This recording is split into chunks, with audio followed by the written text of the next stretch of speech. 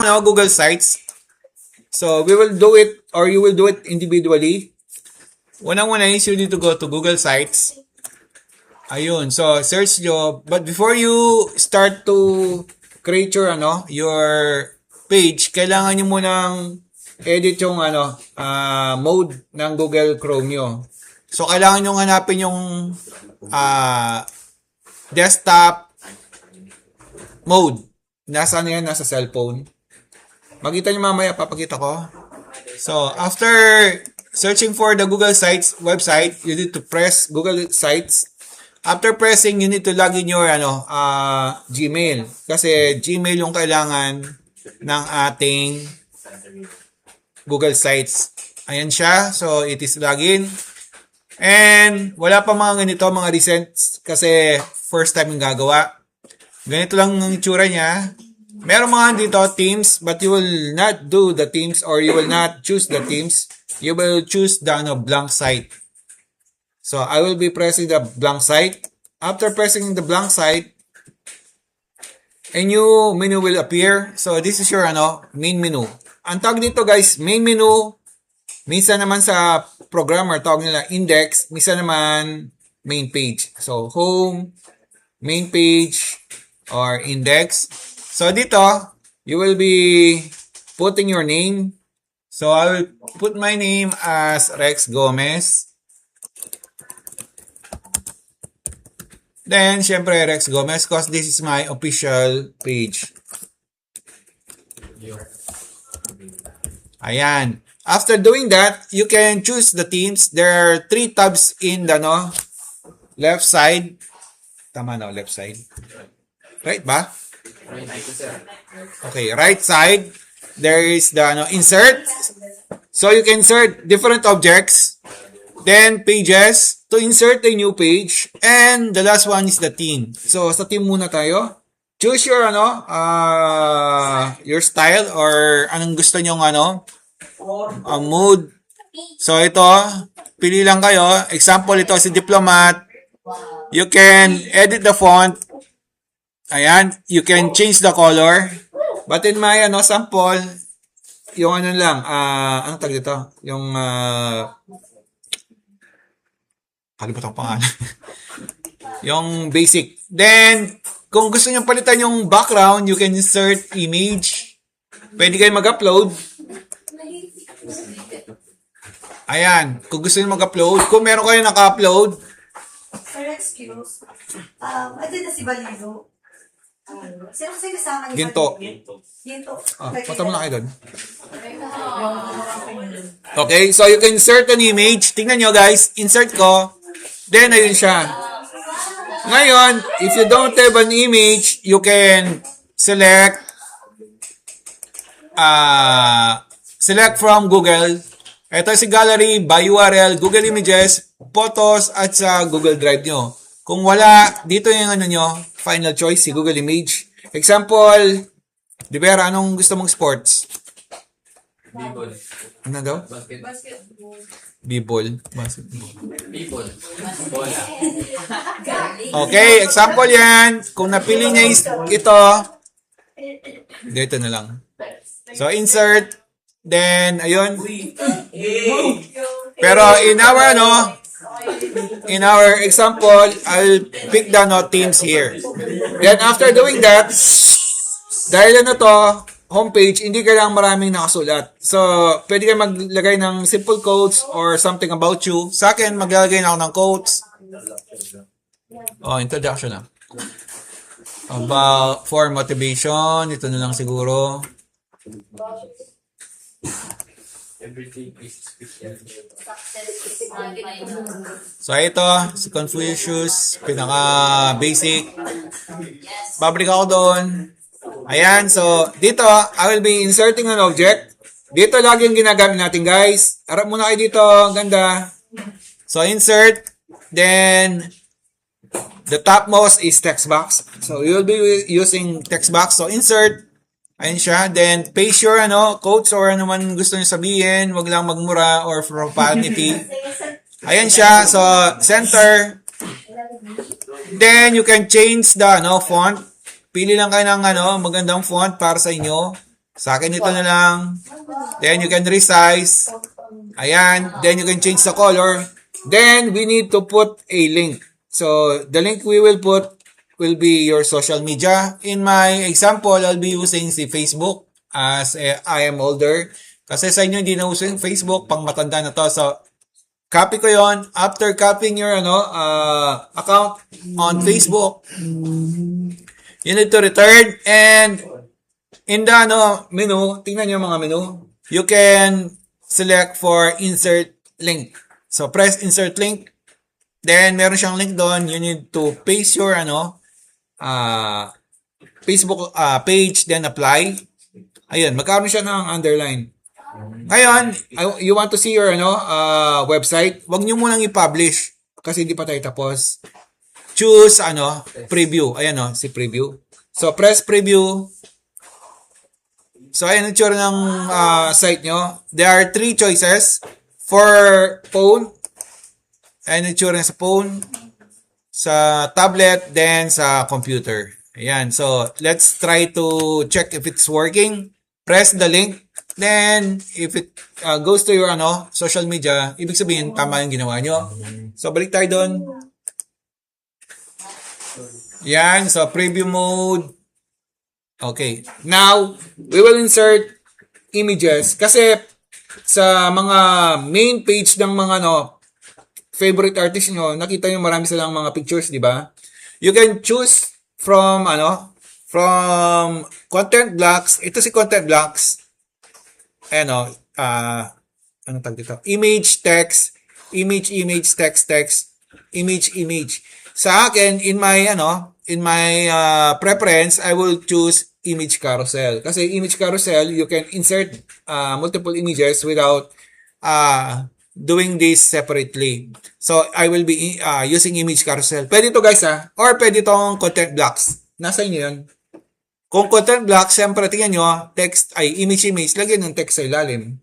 Kung dito naman, wala siya, image lang. Dito naman, image, then text. So, you need to put a description about your image. So, dito, para wala na akong maraming cheche-breche, I'll be using image carousel. Press. After pressing, you need to insert images. So, sabi niya, insert, upload, or select. So, sa akin, is-upload na lang kasi nag-download na ako ng mga AI ko. Alvin naman si Sir, puro AI ang gusto. So, press your, or choose your images, then insert. So, ayun na siya. So, insert. Ayan. Tingnan niyo guys. Ang default is right side. Right ba yan? O left. Kasi pag nandito, gulo ako. Then, you can move. Ayan. So, hanapin lang yung center. Then, you can select preview ulit. Ayan. Nasa yung ko? Wait lang. Try nga ulit. Preview. Ayun. Kala ko nagmumulto. So, ayan. Okay guys, that is image carousel. After doing that, last na lang tayo, we will be inserting social links. Hindi ba sa mga favorite artists nyo, meron sa link sa Instagram, X, sa ilalim. So, we will be adding those. Balik ako doon. Ayun siya. So, yun na lang add ko dito kasi masyadong ayokong masyadong sobrang dami ng information. So, hanapin nyo yung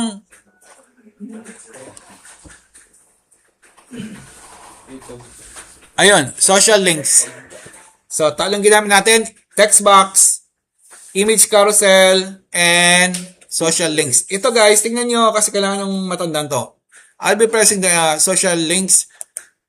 Ayun, sabi niya, link 1, link 2, link 3. So, you will be adding your links from your different social sites or your YouTube account pwede din. Kahit pwedeng linkin, anything. So, dito, tatlong gagamitin ko, si Facebook, YouTube, at saka si Instagram. So, I will be pressing the, anong tag dito? Link or uploader. You can upload or select. Tingnan nyo, gagamitin ko yung dalawa. upload. Dahil meron na akong download na Facebook image, insert ko doon. Then, dahil ginamit ko na si Facebook, copy ko lang yun. Then, insert. Then, susunod, I'll be inserting a logo or image of Instagram. Hindi ako mag-upload. Select ko na lang siya sa Google Images. Ayan, punta kayo Google Images. Kung meron kayo photos, pwede dito. Pero dahil wala tayo, image tayo, ay Google Image tayo. Ang hanapin ko, Instagram logo, di ba? So, pindot. So, ayun, lumitaw siya. Pili kayo ng gusto nyo. Ayun sa inyong preference. Sa akin dito na lang. Insert. So, ayun. Ang pangit. Ulit. Pangit.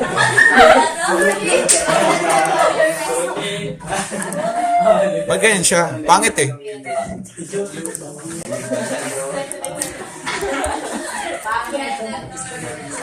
Na-record pa naman. Nakalimutan ko.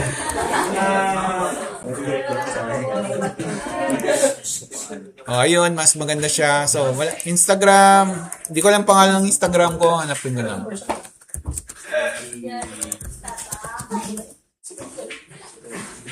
Ito na lang. Kahit hindi ko kilala. So, copy. So, insert. Titingnan ko yan ha. Pipress ko bawat isa. Baka fake. Ano pa isa? YouTube. Na paano?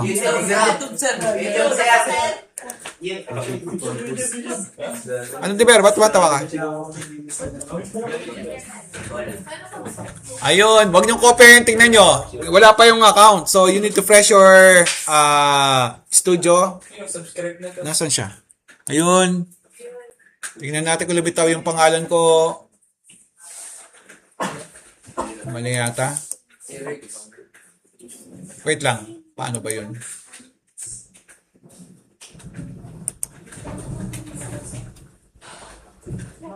Ito yata. So, copy.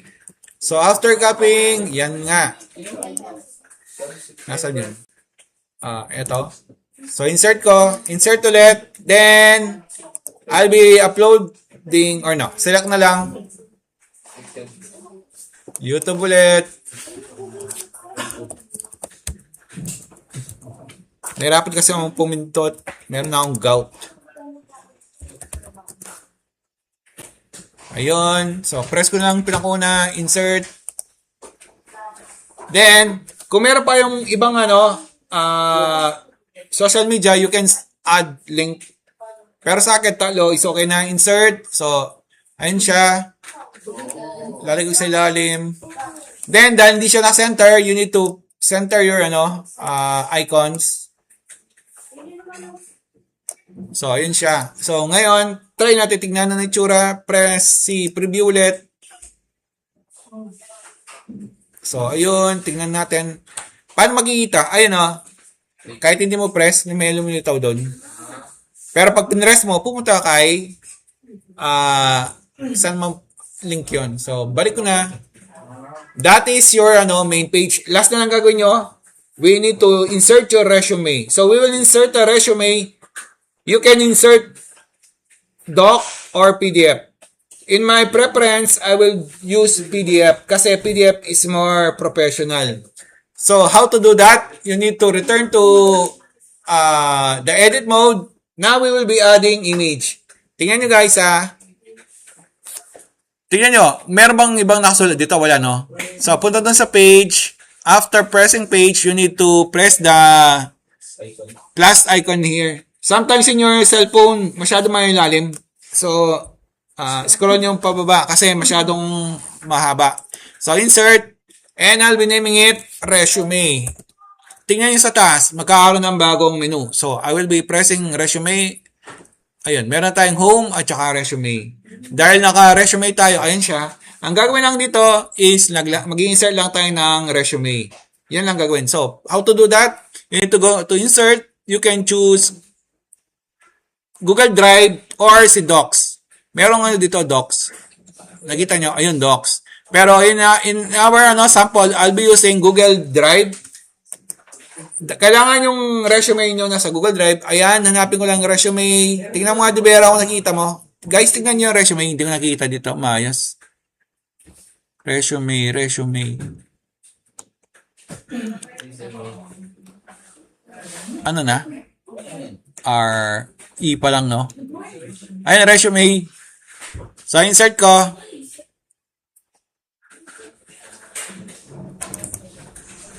So, ayun ang resume ko, guys. So, tingnan nyo. View, commenter, editor. Ano dapat gagamitin? View lang. Kasi pag editor, i-edit yung ano. Baka magita ng ano nyo, yung galit sa inyo, edit niya. So, tingnan nyo, guys. You can drag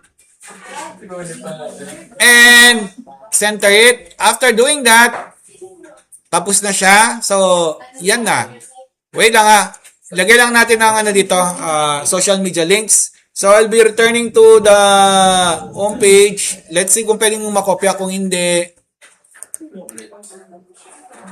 paano yun? Ayun, copy. Pwede bang cut to? Hindi. Tingnan natin kung pwedeng i-move. Ayaw. So, ang gagawin na lang, anong gagawin? Delete ko na lang, then I'll be Gawa ng bago. creating it in resume na lang. So, lagay dito ulit. Or huwag ko nang gawin. Ano nyo na lang, gawin nyo na lang. Tingnan nyo guys, let's preview. Ayan. So, meron na tayong home at meron na tayong resume. Ayan. So, you can preview your resume here. Ayan siya. After doing that, hindi pa tapos to ha. Meron pang video at saka image. Pero ito lang gagawin natin. Balik tayo doon. Kung okay na sa inyo ang format at saka yung design, you can publish. To publish, you need to press publish. Ano? Press publish. Then, you need to specify your name. Hindi pwedeng caps lock dito, yung big letter. Kasi pag website link, usually small letter lang. So, tingnan nyo guys. Okay, ayan. So, kung gusto nyo kompleto, I will be completing my name. Ayan. Pag nag-space kayo, tingnan nyo. Nagkaroon ng dash kasi hindi pwedeng merong space. So, lagyan ko na lang ng space. Naging dash. Then, ayun, publish. After publishing, ito na yung website nyo. Ayan. Ang domain name niya is google.com at part ako ng deped.gov.ph. Pero sa inyo walang ganito. Nakalagay na lang is view tapos pangalan nyo. Example, Clarence Jandayan. Ngayon, merong konting glitch sa cellphone. Mahirap gawin sa cellphone. So, kung na-move yung tingnan nyo may papakita ko. Pag ito is nasa ilalim, ayan, nasa ilalim, hindi mo ma-move doon. Huwag mo na move. Okay na yan. Edit na lang natin pag magko-computer tayo. Tandaan, mahirap siyang i-move. Kasi tinry na ng mga ibang estudyante, mahirap move. Hindi lumilitaw yung ganito, yung arrow. Okay. So, paano desktop mode? Alam niyo mag-desktop mode? Okay. Sige, start na.